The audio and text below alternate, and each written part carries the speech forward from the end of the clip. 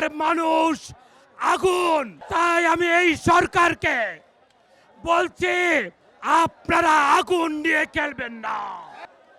আমরা 22 লক্ষ লোকের প্রাণের দাবি ভোলা বরিশাল সেতু। এই সেতু একটি যৌক্তিক দাবি। ভোলা একটি খাদ্য শস্যে উদ্ধৃত জেলা। এই জেলা থেকে আমরা ধান, সুপারি, ইলিশ, তরমুজ, গ্যাস এবং বিদ্যুৎ রফতানি করি। আমাদের ভোলায় যা আছে সেই খাদ্য শস্য সারা বাংলাদেশে পৌঁছানোর জন্য আমাদের সেতু প্রয়োজন। এই সেতু হলে বাংলাদেশের আশীর্বাদ স্বরূপ হবে ভোলা জেলা। তাই ডিসি মাসুদ সাহেবের কথাই বলবো। তিনি বলেছেন ভোলার মানুষ আগুন। তাই আমি এই সরকারকে বলছি, আপনারা আগুন নিয়ে খেলবেন না।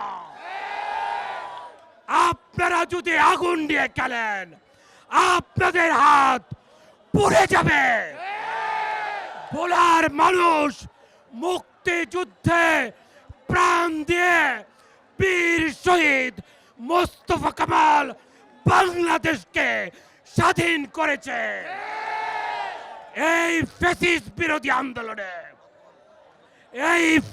বিরোধী আন্দোলনে বর্তমান জেএনজি যারা জেড জেনারেশন রয়েছেন তারা সারা বাংলাদেশে দেখিয়ে দিয়েছে যে 5ই আগস্ট সর্বোচ্চ সংখ্যক শহীদ ভোলা জেলাতেই হয়েছে।